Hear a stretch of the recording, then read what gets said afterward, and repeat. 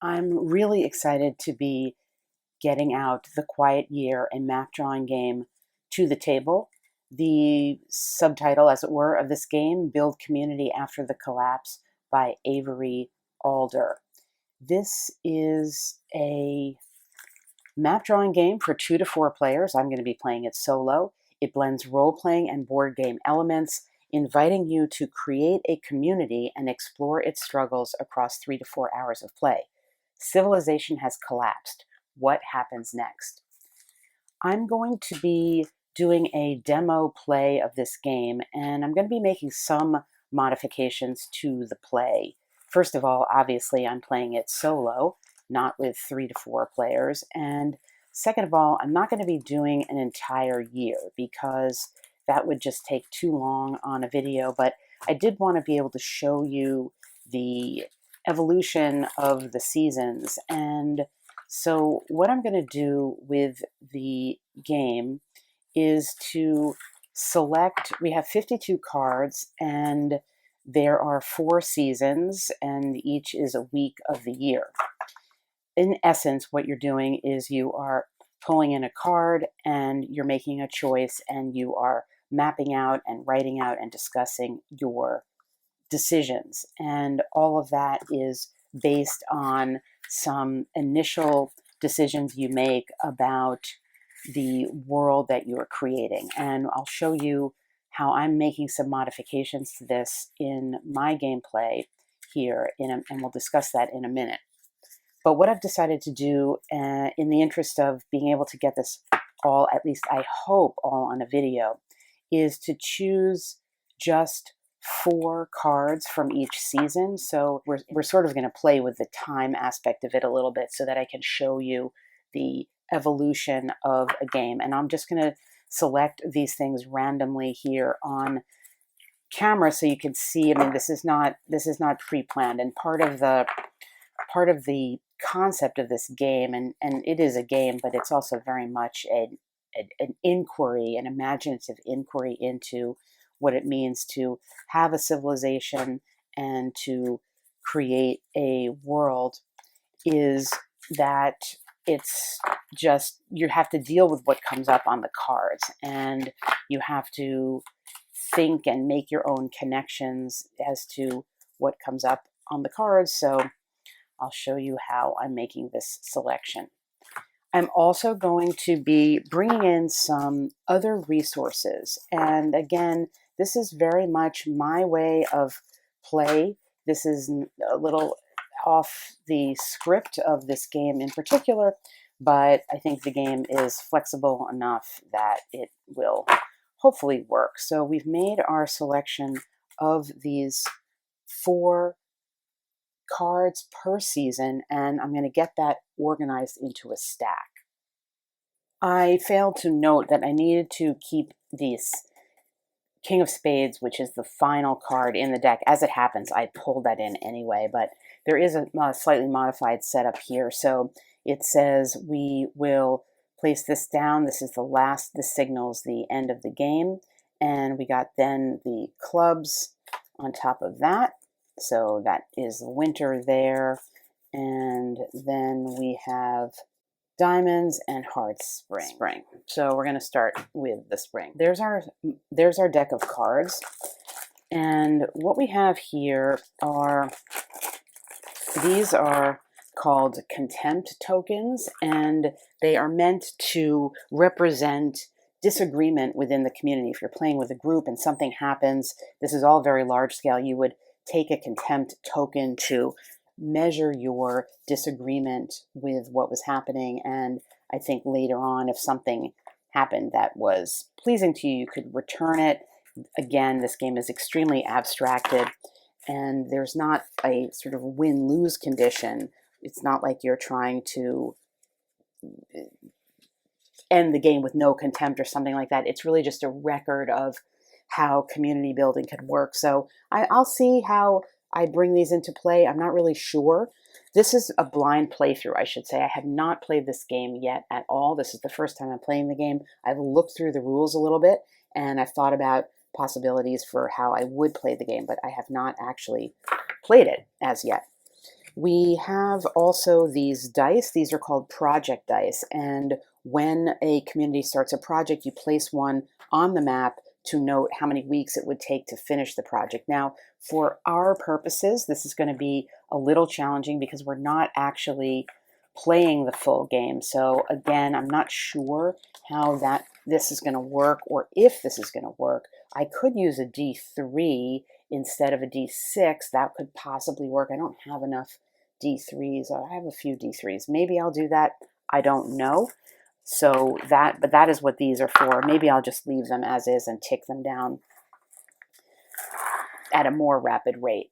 So to explain a little bit, our role. When we play the Quiet Year, we don't control specific characters or act out scenes. Instead, we all act as abstract social forces within the community. At any point, we might be representing a single person or a great many. This is a story about social forces and their impact on the land rather than being about specific individuals.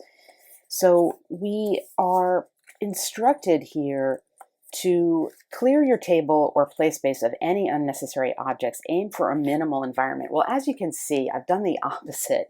This is a map from the 1972 game Outdoor Survival. And I have it here because, first of all, it suggests to me this concept of an empty land that might be populated. And I don't know whether I'm going to actually go with this terrain or not, but I have it here as a suggestive resource for me and something thematic.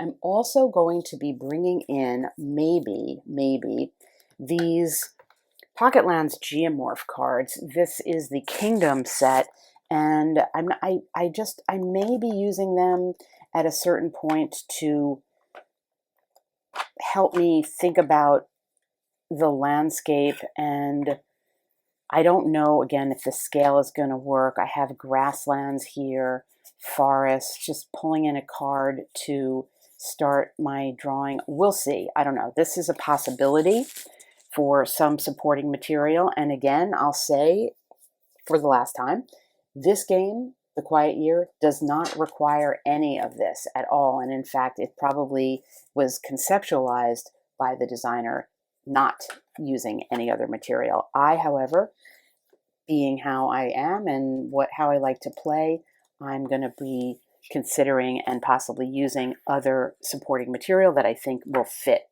with what I'm doing. And the other big part of that is I am thinking of my Quiet Year as the Quiet Mutant Year. And I am going to be using Mutant Year Zero materials, concepts, I'm not sure, NPCs, something to inspire me.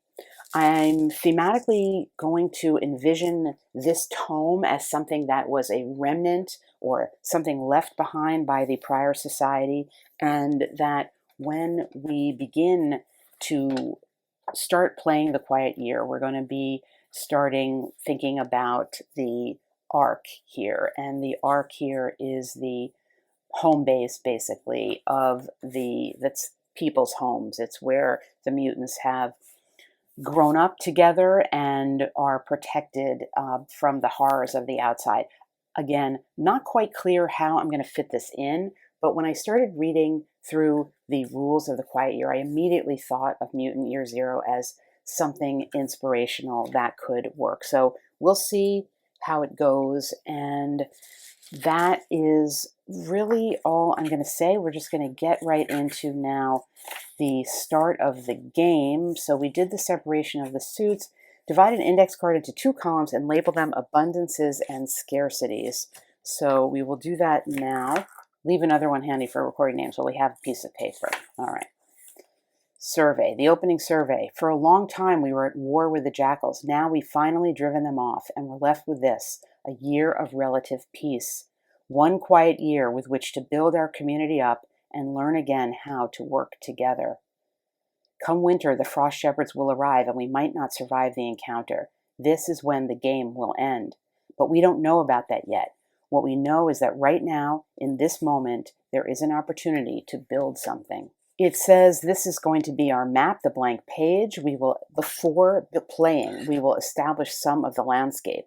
As we play, we'll update the map to reflect new discoveries, conflicts, and decisions. It will blend literal cartography with symbols. We won't write words on it, although common symbols are fine. Well, again, I need a different piece of paper. I'm going to draw a map, but I am going to probably make some notes here. I want to remember this and possibly bring it into, if I do a Mutant Year Zero separate video, somehow bring whatever I create here into that, just as I'm bringing that into this. There's a turn summary card, and we will take a quick look at it. We can play a card, adjust the dice, take an action, which is to discover something new, hold a discussion, or start a project. So when we start a project, we place the dice to note how long it will take to finish. We talked about the contempt tokens, and we talked about the deck. Before the first week of play, which is where we are now, we establish a general landscape for our map. So this begins with a discussion. Well, I'm going to, in lieu of this discussion, I'm going to go to these kingdom cards, and I'm going to pull one randomly, making the decision, I feel like I want it to be either grasslands. Forest feels too abundant. Grasslands, maybe hills. Roads. Hills are roads. Possibility. That's it. It's going to be a D4. 1, 2, 3, 4. And we will do that. And we got 1 grasslands. And within the grasslands, we will just randomly pick something as a place to start. So this is what we have. Obviously, we have a road. There's no specific location indicated here.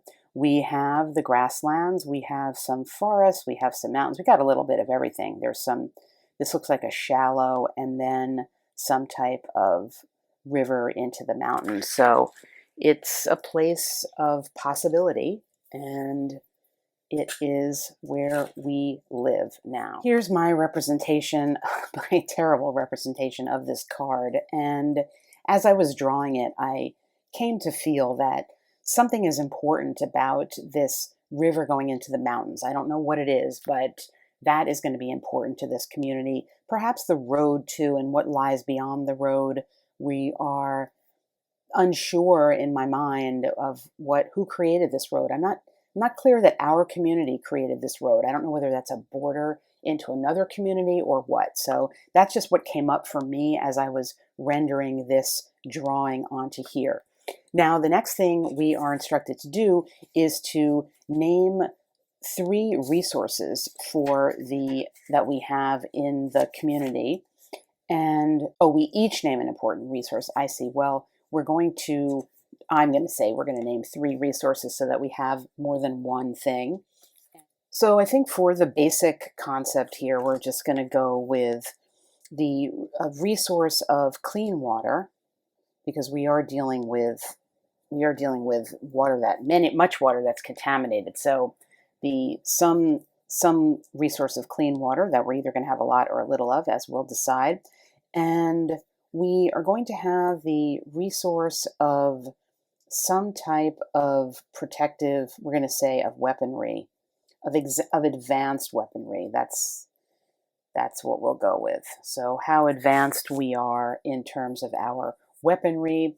And we will, let's see, a third resource is going to be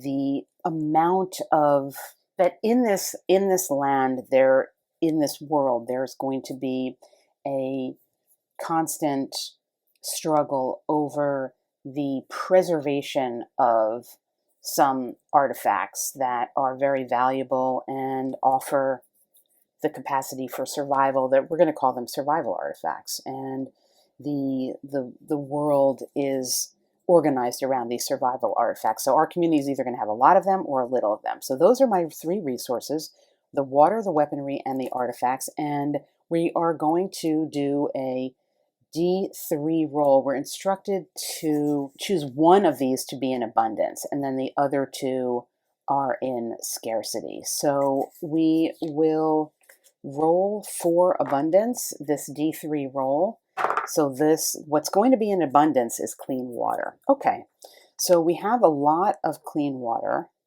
and we don't have a lot of advanced weaponry or these artifacts. Maybe we have one or two, but we don't have a lot of them. Now, in here, we're instructed to draw this on the map, and I'm going to go a little off the game because I feel it's easier for me to keep track of this in writing than in drawing. But so the abundance that we have is clean water, and the lacks, well, things that we lack are any type of advanced weaponry.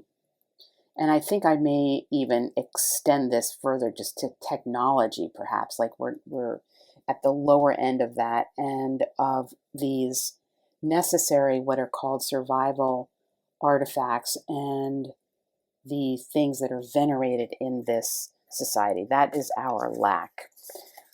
Okay, and now we can play. We can, each week in our year is a turn taken, 3 phases. Play a card, read the text, and make your choice. Most cards have 2 options. With an or divider, pick the option you find the most interesting and fitting and read the text aloud. Bold text indicates specific rules to follow. When it makes sense for situation, add new drawings and symbols to the map to reduce the project die. If it reaches 0, the die gets removed and the project is completed. Then you can, whoever started it tells everyone about it. Well, that's going to be me always. And let's see. Discover something new. Introduce a new situation. It might be a problem, opportunity, or a bit of both. Draw that on the map. Whenever things seem too controlled and easy, we can use this action to introduce new issues and dilemmas. All right, and then hold a discussion. Choose to open a discussion. Again, we will be playing this off these particular rules, starting a project, because we are everybody. If ever you feel like you weren't consulted or honored in a decision-making process, take a piece of contempt and place it in front of you. This is how we express disagreement or tension. Contempt will generally remain in front of players till the end of the game. It will act as a reminder of past tensions. But if someone else does something that you greatly support, you can discard a contempt. And we can move these scarcities and abundances around depending on how we feel. That's where we are. So let's just get going with the spring, the first spring of our quiet year. What group has the highest status in the community? What must people do to gain inclusion in this group? Or are there distinct family units in the community? And if so, what family structures are common? Well, the thing that is striking me of importance here is that the group with the highest status here, we have these survival artifacts are very, very limited. And the group with the highest status here is going to be, there's going to be one clan in this community of about 60 or 80 people, I think that it was suggested, that is going to hold or have control over the survival artifacts that this community has. How many survival artifacts do we have? Let's go to the D3 and see. We have 3 survival artifacts. So maybe we will discover at some point what they are. We have 3 of them. And so the clan in control is the clan that has these survival artifacts. What must people do to gain inclusion in this group? Well, they have to find more survival artifacts, basically. That if you venture forth into this world, this post-apocalyptic mutant world, and come back with a survival artifact, you can then become part of the clan. So it's not a set group that's in control, but you need to contribute and bring survival artifacts to be made part of this. What we're going to do here, and you can see already that this turn summary is not really super relevant in terms of playing solo, because I'm kind of going to be doing a lot of these different things for each card. So maybe we'll just get rid of that for right now. Each card is just going to happen as it happens. So we are starting a project here, and the project that we're starting is that there are some group of people is going to go off into the wilderness in search of a an artifact. And so this is going to be the artifact project that we are starting. And I guess we'll put this over here. They're going off in this direction to start to find something. And we are going to move on to the next card. And as we move on to the next card, we will tick down. As I said, I think I'm going to just tick this down by 2 each time to they're off searching for someone new arrives. Who or 2 of the community's younger members get into a fight. What provoked them? Well, somebody new is going to arrive. I think that's what will be happening here. Here I'm going to go to, we're going to get specific, and we're going to go here to Mutant Year Zero just for some suggestions. And this is going to be pretty random. There are 8 roles in Mutant Year Zero: the Enforcer, the Gearhead, etc. So we're going to roll a d8, and that's who's arriving. So we got a 4, and that is going to be 1, 2, 3, a Fixer. A Fixer is arriving. Seeing the needs of others and fulfilling them. That has been your strategy for survival as long as you can remember. He's has empathy, and he likes to make a deal. So who's arriving is the Fixer.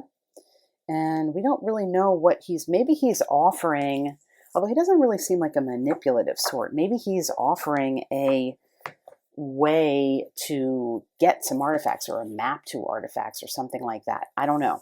We're going to move on, and our group is still out searching for an artifact now. They're going to be coming back with success or failure pretty soon as the spring continues.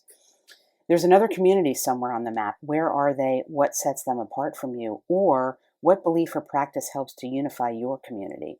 Well, clearly the answer here for me is what's drawing me is to this other community. And where are they? Well, I'm going to say that we didn't really establish firmly within this realm where we were.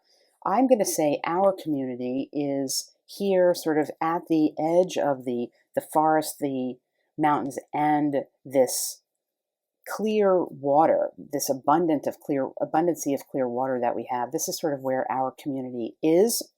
And we haven't been successful in traveling into the mountains for a variety of reasons that we will perhaps uncover. But this is where our community is. Where is the other community, and what sets them apart from us? Well, the other community is going to be on the other side of this road. Now, our community lore has it that we are not allowed to cross this river because it would cause impurities to the water, that we are basically worshiping this water as the natural survival artifact of the world. The man-made or creature-made survival artifacts, we have 3 of them, and this is a natural one, so we are prohibited crossing over, but we know that on the other side of this, we know that there is a road, and that it is perhaps a community that venerates the technology that created the road, because now in looking at this, I can see that there's a parallelism here between the natural flow of the river and the way this road has been drawn and conceptualized by the people of this community. So perhaps this is a parallel world. This is a parallel community to us, but they are also the opposite. So where we have our highest survival artifact is the clean water that we have, they have an abundancy of man-made survival objects, but really are lacking in nature. So that is the community on the other side of the road. And now as we enter the last week of spring, the project of the people who went out for the survival artifacts have come back, and we're going to determine whether or not they were successful in a moment. However, we need to read this first. There's a disquieting legend about this place. What is it? Or alarming weather patterns destroy something. How and what? Well, I think the harsher decision here is this alarming weather patterns destroying something, and clearly what I'm seeing as being destroyed is there is going to be a very, very dusty, dry season that is polluting our clean water and causing it to become diminished. So we are having some pollution to our clean water, and it is becoming diminished. Now, question is that fixer guy, is he still stuck around here? Because maybe he's going to offer us a solution to that problem. But now we need to determine whether or not the party was successful in their attempts to get another artifact for us. And to make that determination, I'm going to go to an oracle table, and I'm going to go to this oracle table because I want to get more than just a yes or a no. All right. Well, I ran out of space when I was filming, and I did the roll, but you didn't see it, so I'm just going to re-roll.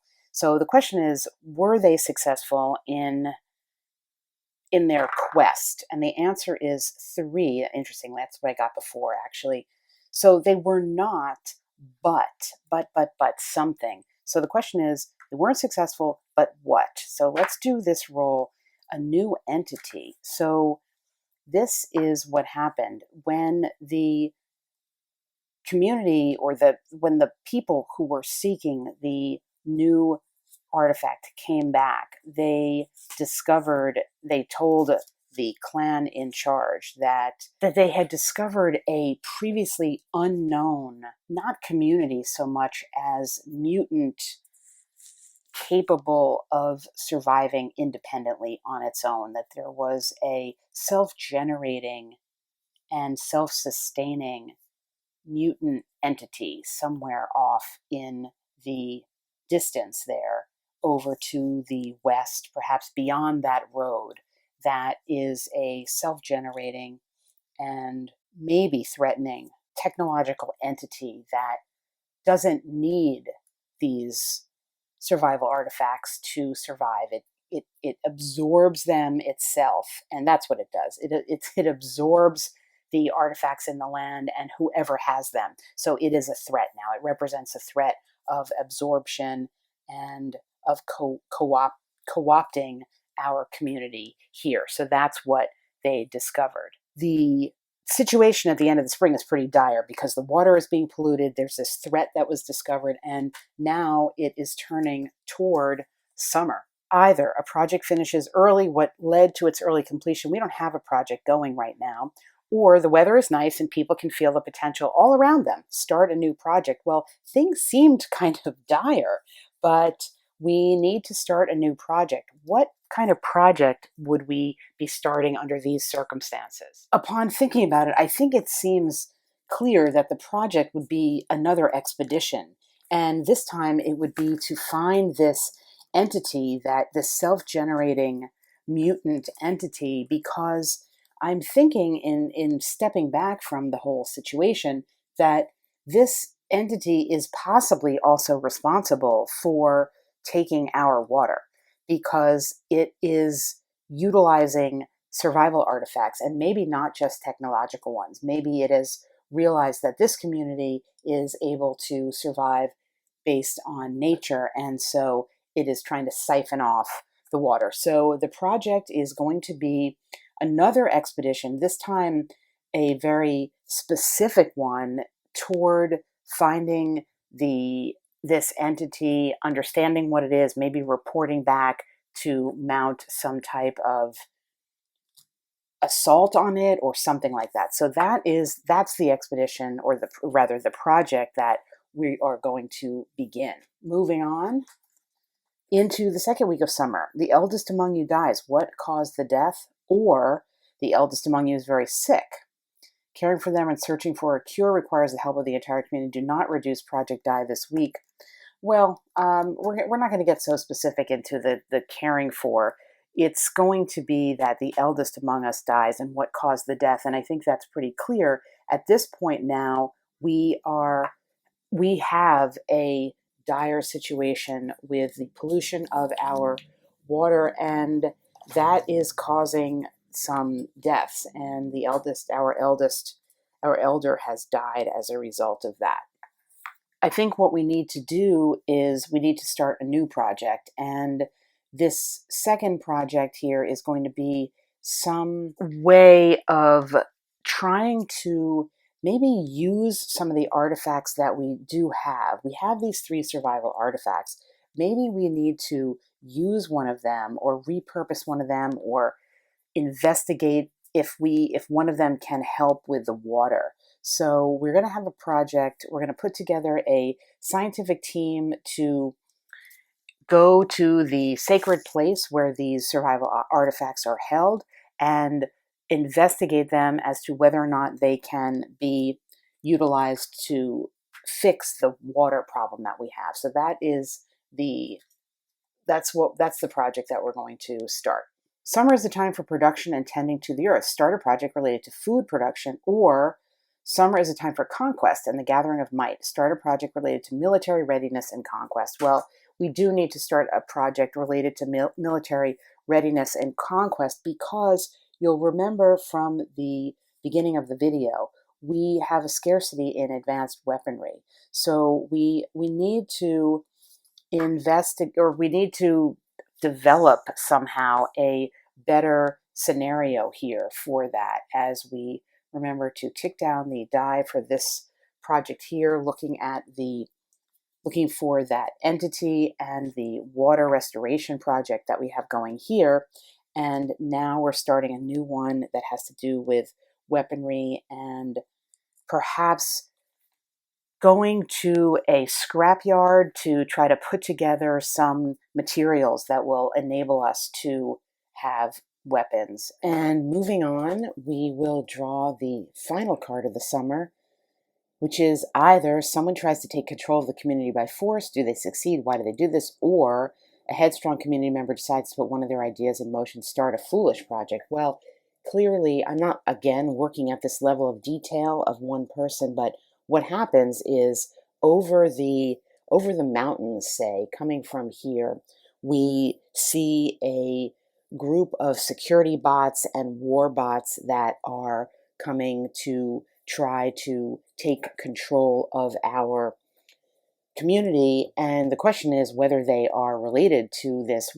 They're coming back from this project now because time has passed. And the question is, are the security bots who are coming here related to that entity that is sucking up the water, or are we like under siege from a whole bunch of places? And I think for the answer to this question, again, maybe we will turn to the oracle that we used earlier and just find out. So we're going to look at this oracle and we're going to ask the question, is that these security bots, these war bots, they're coming over the mountains and they have these like metal robotic appendages that are also high-speed laser guns, and there's a whole war band of them coming to encroach on us, and whether we resist or not is also a question.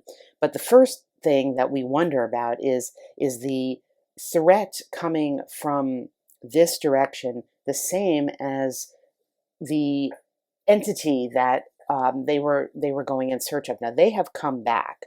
So the first question I guess we'll ask is, are these two things related? So that's question number one.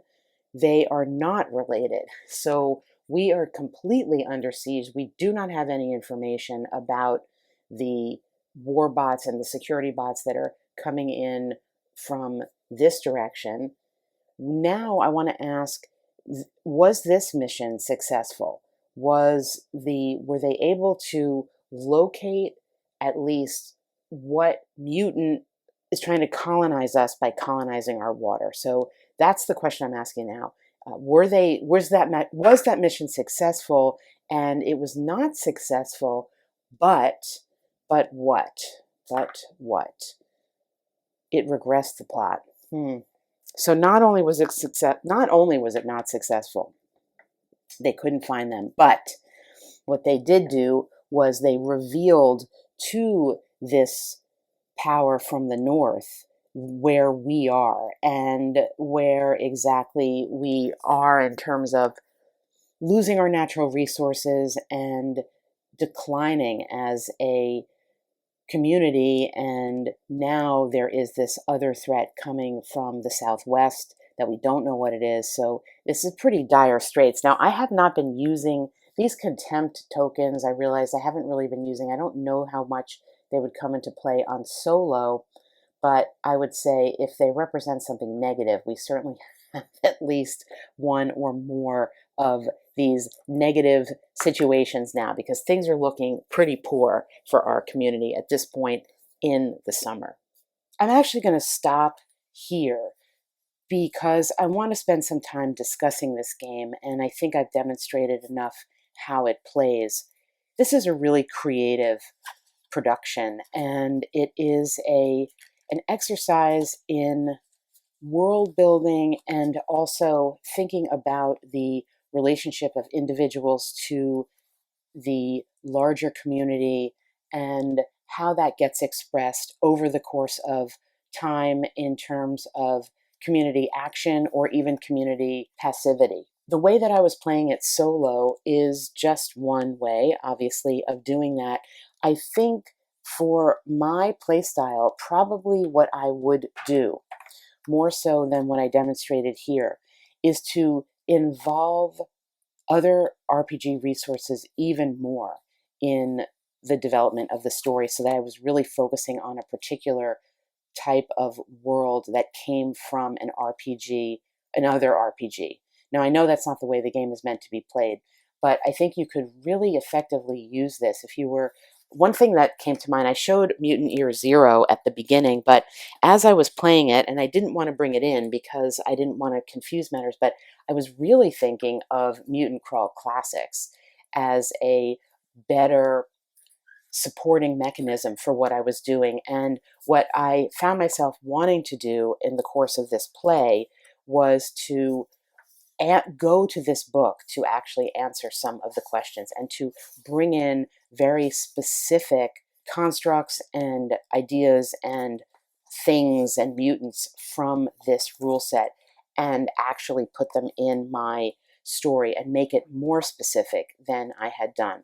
I didn't do that in this demo because I wanted to maintain at least the designer's intention here and the way that I think many people would play this game.